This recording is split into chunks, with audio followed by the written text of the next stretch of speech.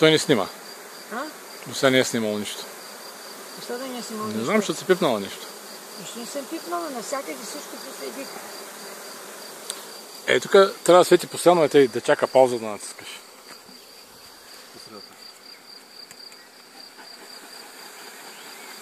Няма да пипаш никъде.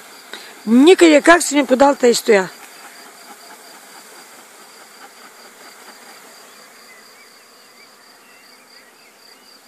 Ей, че отиват отгоре върху тояма. Нищо не отиват. Вътре влизат повече.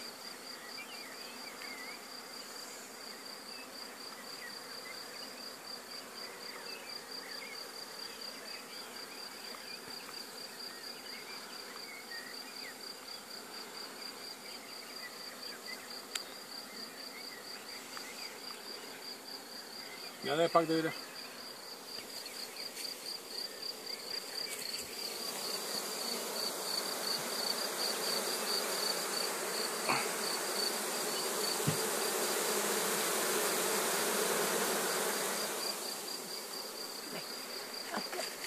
Не пипай отпред дисплея. Никъде не пипа синя, значи. Пипай, защото до сега беше спряло. До сега нищо не си снимала. Как аз? Когато би казала, който спряла, нищо не си снимала.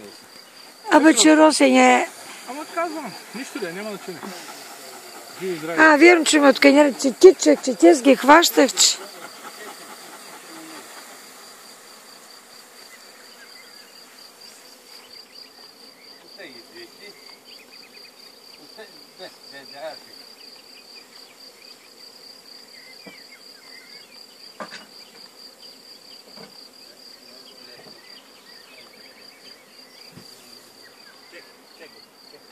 Знак становица надалече?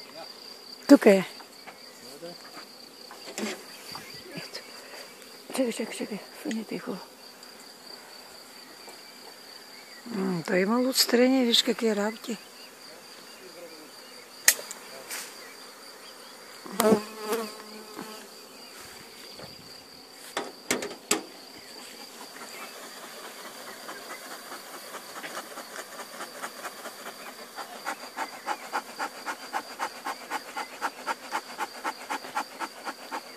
Вече много не трябва.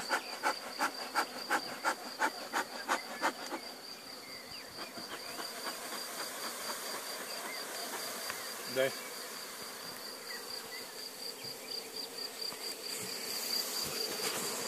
Добре всичко сега. Аз разбрах и ние рядко беличка има. А тук пръстъки.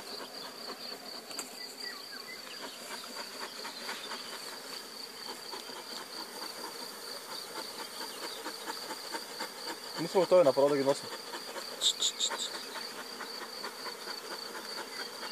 Ето, роя почти се прибра. Има още малко отвънка. Ще се мъчим и тях да ги приберем, доколкото може.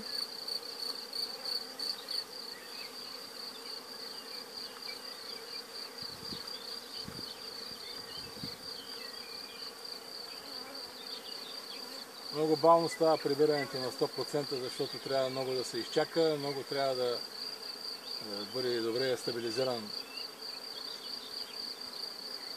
тръвния кошер, в който да влязат,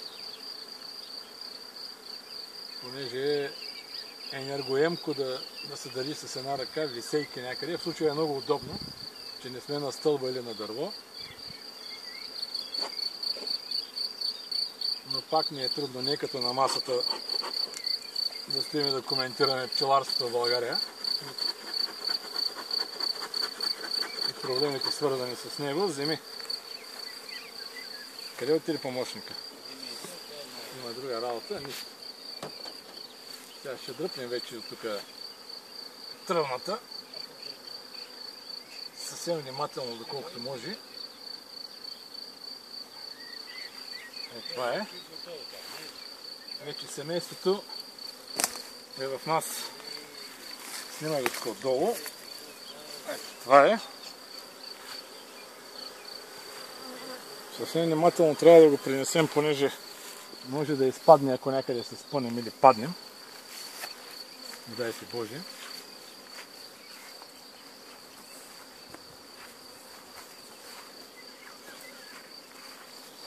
Тук в момента се вземат купи с мети с пило.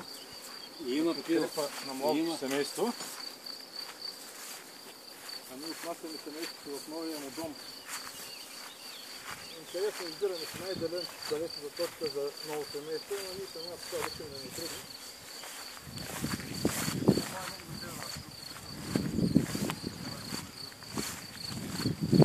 Това да работи за ние, тук да ни изплащава. Ние си като да няма празно всичко. Так? Къде да е тук? Да видим какво се случва.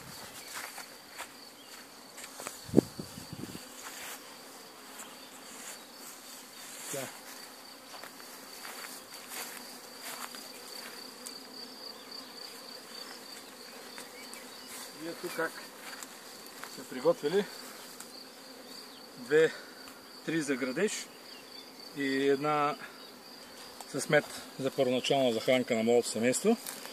В долу е така реновиран, боядисан кошер с обгорена вътрешност. Е така сега пускаме вътре семейството да падне. Слагаме тръбната отпред, за да може останалата част от семейството да се прибере обратно в новия си дом, така да се каже. Тук трябва да направим едно леко стеснение. И една преградна дъска, сигурно сте забрали да донесете. Не ми харесва звука, който издават много. Пушалката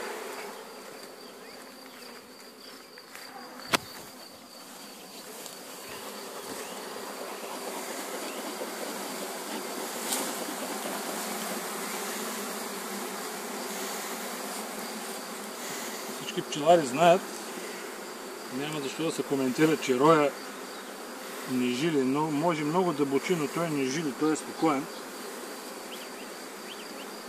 Спокоен в смисъл не жили, но иначе не е много спокоен така по звук.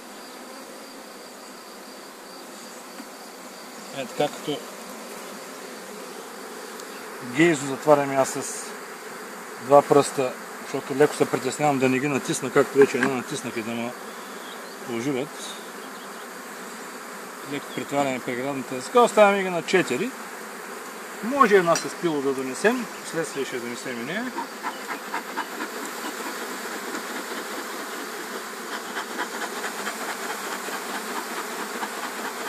Пушваме така ръба, за да затворим капака, обаче тая тръбна ми се иска още един път да я тръсна вътре, за да може да паднат всичките вътре, да не се чуят къде ходят. Това е.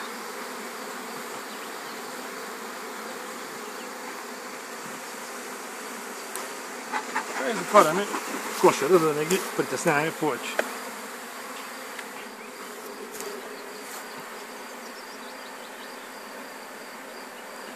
Ето смете, садето и на питата не трябва да се отпечата? Не, те при нужда си го разпечатат. Между другото, в момента има много силна паша. Не е толкова фатално да останат без храна. Но ние им слагаме, за да бъдем сигурни, че ако евентуално завали няколко дена дъжд, да не могат мръднат, да има какво да хапват. И в общи линии това е.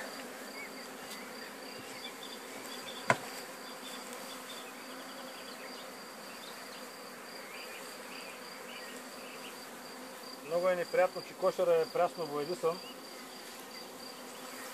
Много мирише на боя и ги дразни. За съжаление нямаме стар. Ето го и старшия пчелар.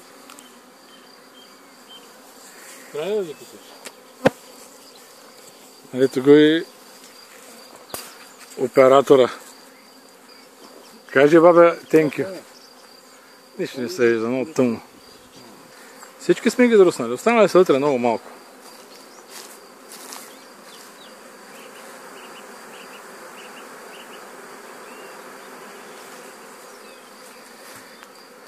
И ще се молим за здравото на новото семейство.